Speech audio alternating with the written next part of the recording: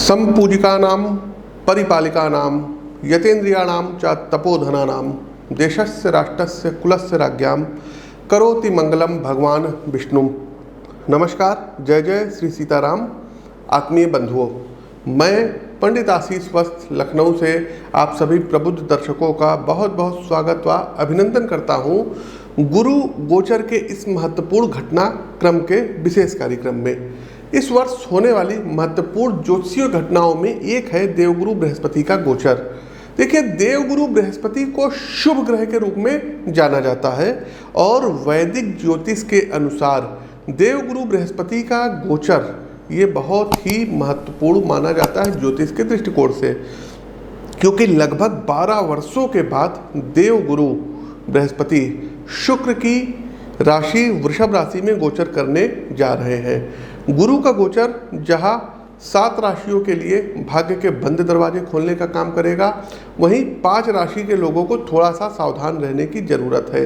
एक बात और, देवगुरु बृहस्पति जब गोचर करते हैं तो जिन भावों पर भी गुरु की दृष्टि पड़ती है वहां अमृत के समान शुभ दृष्टि डालते हैं, जिससे व्यक्ति को शुभत्व परिणामों की प्राप्ति होती है।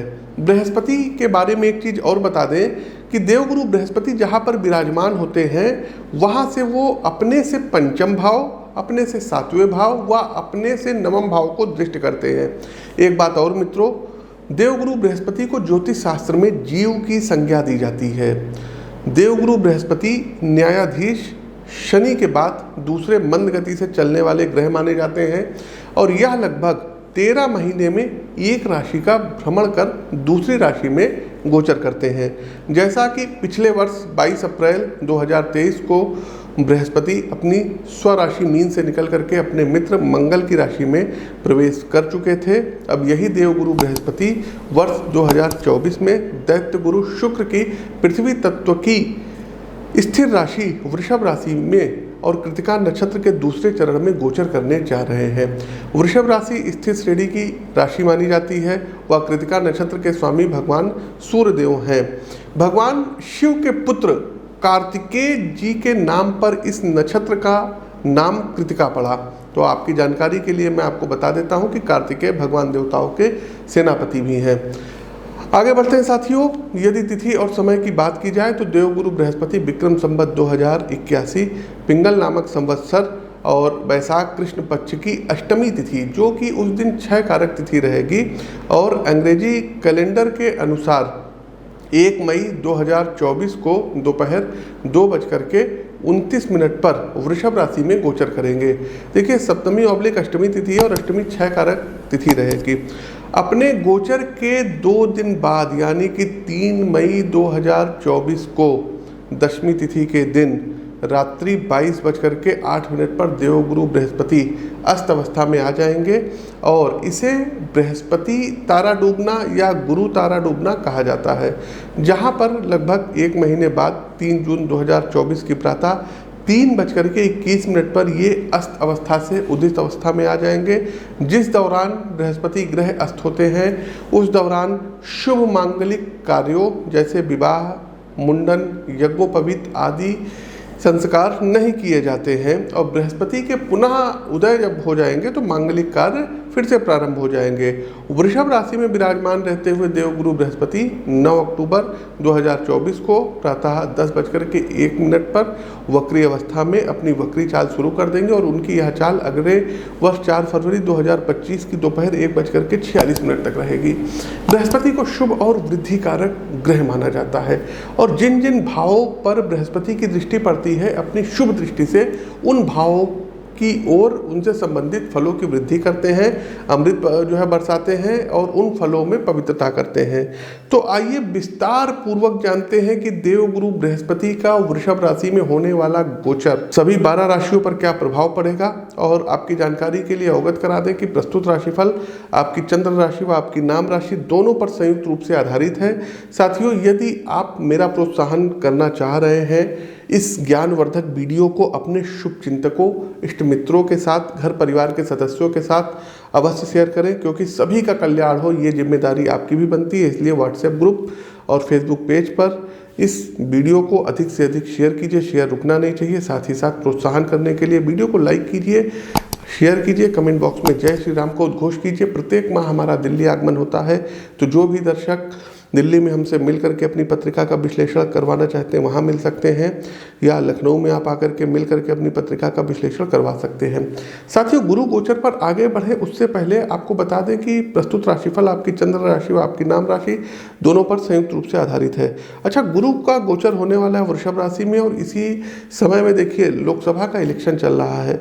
तो गुरु जो ग्रह हैं, चूँकि भारतवर्ष की यदि हम कुंडली देखें तो भारतवर्ष की कुंडली वृषभ लग्न और कर्क राशि की कुंडली है, तो भारतवर्ष के लिए कैसा रहेगा। दूसरा, नरेंद्र मोदी की कुंडली तुला लग्न और वृश्चिक राशि की कुंडली, उनके अष्टम भाव में गुरु जो है प्रवेश कर रहे हैं। छठे के स्वामी 8वें भाव में मोदी जी के चले गए, तो क्या कुछ होगा। तो आप लोगों को हम राजनीतिक भविष्यवाणी भी इस वीडियो में कर रहे हैं कि 4 जून को जब रिजल्ट आएगा तो आप देख लीजिएगा जो बीजेपी है ये कमबैक करेगी।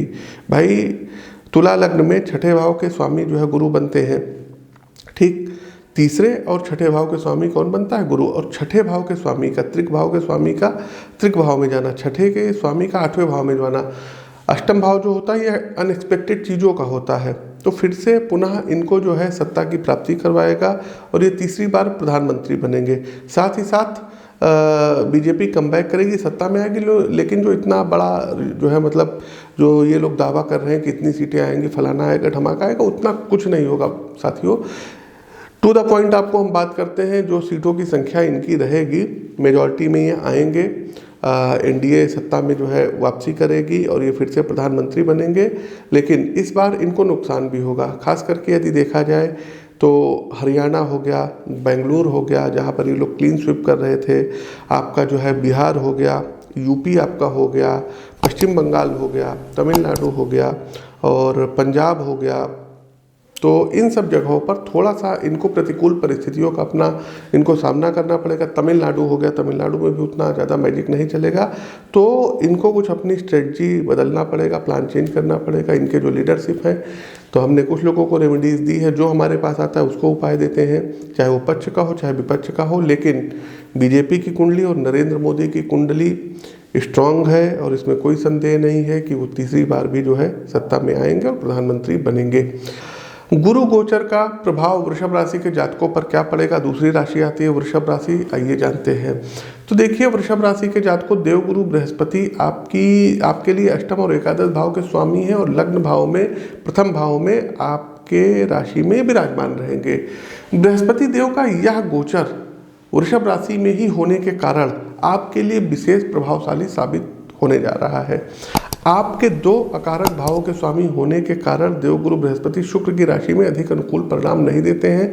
अष्टम भाव के स्वामी का आपकी राशि में गोचर करना आपको गुप्त विद्याओं और गुप्त ज्ञान प्रदान करने में मदद करेगा। आप ज्योतिष, रिसर्च आदि विषयों में या किसी गुप्तचर सेवा में अच्छा प्रदर्शन कर सकते हैं। पुलिस इत्यादि में है या आईबी वगैरह में है, रॉ वगैरह में है, तो उसमें कुछ आपको प्रमोशन इत्यादि प्राप्त हो सकते हैं। साथ ही साथ आप दान, धर्म, मंत्र, तंत्र जैसे कार्य भी करेंगे। एकादश भाव के स्वामी का आपके जो है लग्न भाव में राशि में जाना आर्थिक लाभ के योग बनाएगा। आप धन प्राप्त करने की दिशा में प्रयासरत करते हुए नजर आएंगे और हो सकता है कि आप जितनी कोशिश करें उसके अनुरूप उतना धन ना मिले, लेकिन फिर भी आपको धन प्राप्त होगा। आपकी आर्थिक स्थिति में सुधार आएगा। एक चीज साथियों ध्यान कर लीजिएगा कि किसी को इस गोचर कालखंड के दौरान जो है पैसा देने से आपको बचना होगा, नहीं तो आपका धन जो है वहाँ पर आपको वापस नहीं जो है प्राप्त होगा। आपकी रोग प्रतिरोधक क्षमता कुछ यहाँ पर कम हो सकती है, वजन आपका बढ़ सकता है, तो वजन को मत बढ़ने दीजिएगा। साथ ही साथ जो समस्याएं आएंगी उचित चिकित्सीय परामर्श और साथ ही साथ ज्योतिषीय परामर्श जरूर लीजिएगा। देवगुरु बृहस्पति लग्न भाव में बैठ करके आपके पंचम, सप्तम और नवम भाव पर दृष्टि डाल रहे हैं, तो संतान के लिए अच्छा रहेगा। संतान के संस्कारों में वृद्धि होगी और वृषभ राशि के जातकों आपकी संतान जीवन में उन्नति करेंगे। इसके अलावा वृषभ राशि के जातकों यदि आप किसी प्रेम संबंध में हैं तो देवगुरु बृहस्पति जो है कुछ बड़ा कराएंगे। जिनके साथ आप रिलेशनशिप में हैं उनके साथ आपका विवाह हो सकता है, उनके साथ आपको जो है क्या कहते हैं घर वालों की रजामंदी से शादी हो सकती है, प्रेम विवाह आपका हो सकता है। और यदि आप सिंगल हैं तो किसी नवीन प्रेम का आगमन गोचर कालखंड के इस दौरान आपके जीवन में होगा और बहुत कुछ अच्छा रहने वाला है। आपके पार्टनर को, आपके जीवन साथी को कुछ नई जॉब इत्यादि भी प्राप्त हो सकती है क्योंकि गुरु की दृष्टि सप्तम भाव पर भी रहेगी। साथ ही साथ कुछ चुनौतियाँ आएंगी, उनको जो है मतलब देवगुरु बृहस्पति के महत्वपूर्ण योगदान से उन चुनौतियों से आप पार पा लेंगे। इसके अलावा धर्म कर्म के लिए तीर्थ यात्राओं पर जाने के योग बन रहे हैं। परिवार के साथ कहीं बाहर घूमने फिरने जाएंगे, देव दर्शन इत्यादि करेंगे, इससे आपको आंतरिक शांति मिलेगी। किसी नए गुरुओं के संपर्क में आएंगे। कोशिश कीजिएगा कि बहुत ज़्यादा मतलब जो है धार्मिक मत होइएगा, पहले अपने काम पर फोकस करिएगा, उसके बाद फिर इन सब चीज़ों पर प्रायोरिटी दीजिएगा। इसके अलावा साथियों नई नौकरी प्राप्त होगी, पिता को प्रमोशन प्राप्त हो सकता है। यदि कोई बीमारी है तो रिकवरी जो हम कह रहे हैं कि थोड़ा सा देर से होगी लेकिन हो जाएगी। तो कोशिश कीजिएगा कि रोग प्रतिरोधक क्षमता बढ़ाइएगा, वजन को मत बढ़ने दीजिएगा। जीवन साथी के साथ किसी बात को लेकर के जब गुरु वक्री होंगे तो गहमा गहमी हो सकती है, तो आपको अपने शब्दों पर जो है संयम रखना होगा। ससुराल पक्ष के हस्तक्षेप से जो परेशानियां हैं इसका अंत होता हुआ दिखाई दे रहा है। तो उपाय क्या करेंगे? तो देखिए, कोशिश कीजिएगा कि एकादशी का आप लोग व्रत उठा लीजिएगा और प्रतिदिन ओम ग्राम ग्रीम ग्रौम सह गुरुवे नमः इस मंत्र का आपको नियमित 108 बार जाप करना होगा। प्रिय दर्शकों, मेष से लेकर के मीन राशि तक के जातकों हमारा प्रस्तुत राशिफल कैसा लगा, गुरु गोचर से संबंधित ये राशिफल कैसा लगा, कमेंट बॉक्स के माध्यम से हमें जरूर अवगत कराइए। नए हैं तो चैनल को सब्सक्राइब करिए, बेल आइकन दबाइए और इस वीडियो को अधिक से अधिक लोगों तक शेयर कीजिए। अपनी वाणी को विराम देते हुए ज्योतिष के इस मंच से मैं पंडित आशीष वत्स आप सभी प्रबुद्ध साथियों से विदा लेता हूँ। नमस्कार, राम राम।